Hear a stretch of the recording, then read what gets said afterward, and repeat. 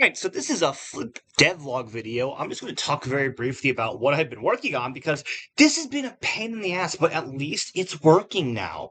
So, I'm at my work, which is why my fucking microphone quality is so dog shit. It's completely empty, so I actually have a few minutes to record, and my Discord was harassing me nonstop about when my next video was coming out. Because I forgot to upload my videos on my edited YouTube channel today, and I was supposed to record this video yesterday, ran out of time. Long story short, it was all fuck shit, so now we're back to doing Unreal Engine 5 shit. So, Unreal Engine 5 shit that I've been working on. Obviously, we're working on Project Leumen game, blah, blah, blah, blah, blah.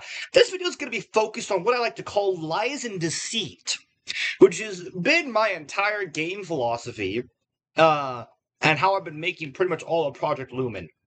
Unreal Engine 5 has a bunch of weird little constraints and stuff that if you're not a programmer who doesn't know how to code, newsflash, dumbass who decided to make a game and doesn't know how to code, big fucking arrow at this dumb fuck. Unreal Engine 5 has a lot of constraints with blueprints, characters, and stuff that lets you buy plugins, code yourself, or find very creative solutions. You are kind of stuck working in some small confines. Now, granted, pretty much anything is possible. Here's a great example of it. So, I need the flying hand enemy, right?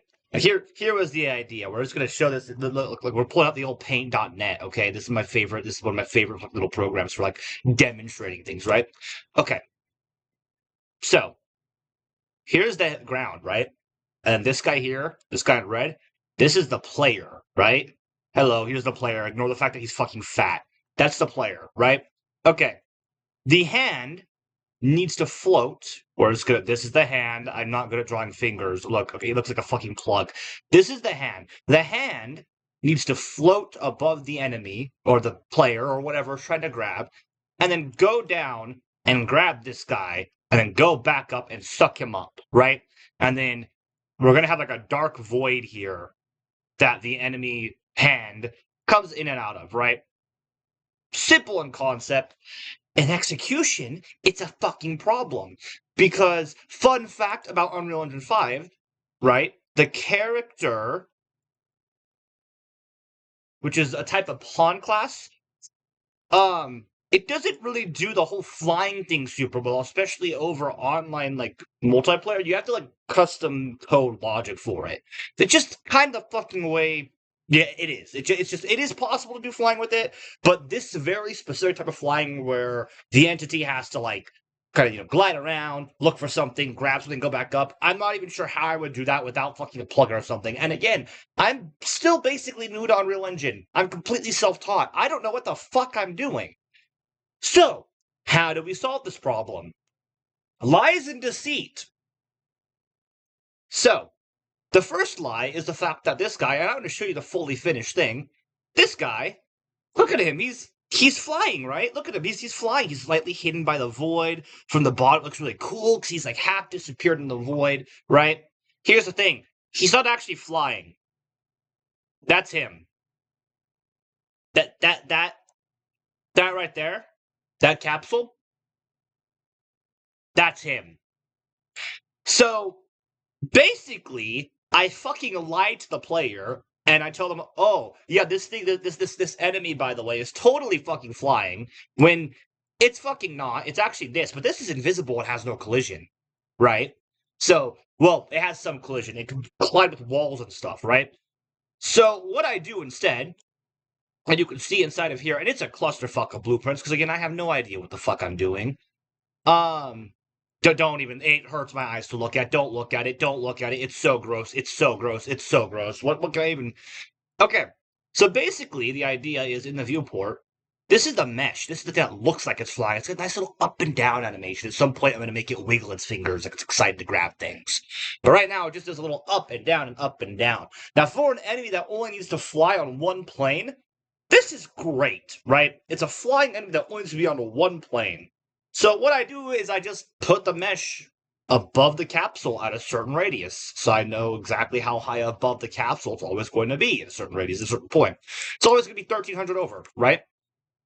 So to help make the disappearing effect, then I put these boxes at 1300 over the map. And boom, now it has like a little thing it disappears into.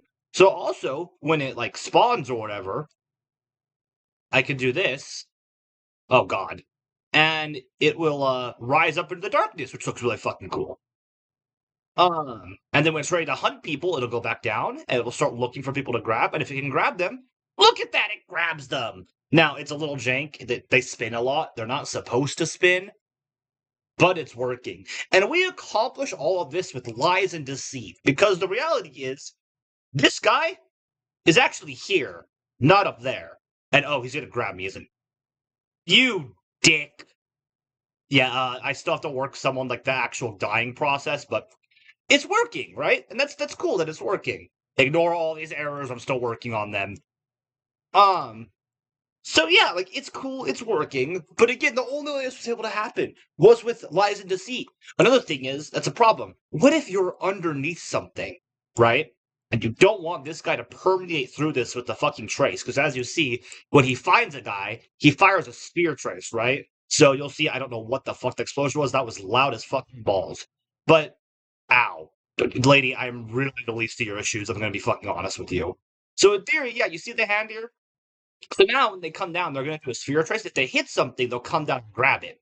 In this case, they grabbed that very unfortunate cultist and tried to grab me, but grabbed another cultist instead.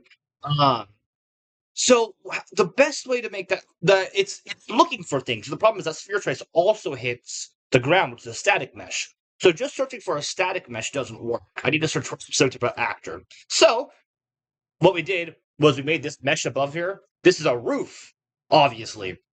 When the thing does a scan to see if it can grab me, if it hits the roof first, it goes, I can't grab. And that stops weird clipping issues when it goes down to grab people, so you can't be grabbed through a fucking building. And all of that is made, again, by just lies and deceit. Because, once again, like, the enemy, it can still travel. Like, you see, technically speaking, he's under here, right? This is him. But from the outside, it looks like he's flying above it. So we lie. And by lying, it works. And it's something I'm learning very quickly about game dev. A lot of it is fucking smoke and mirrors. Even though I have no idea what I'm doing, I can design some enemies that are capable of some kind of neat things. So, if you're interested in this kind of stuff, I'll be putting out more videos about this. Maybe I'll do some more steps by steps showing how I made things like this. But yeah, it's just kind of a neat little thing, right? I mean, like that's a cool little thing that I was able to do. And again, I have like not even a year of experience doing this. So I'm just getting better and better, and I'm learning more and more. Again, ignore all the errors. These are AI errors I'm working on that are with like the character's movement and detection and shit. But yeah, so it's like it's neat, and obviously like there's other things as well because like for example, not all my buildings have to have a roof factor, right?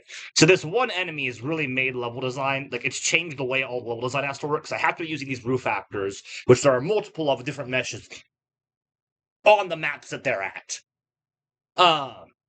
So like, it is what it is. Like there's some problems still. Like they like to clip through trees, but I can't really do anything about that. If I want them to still be like viable enemies, because the zone they're in has a lot of trees, so it works somewhat. Lies and deceit, I'm telling you.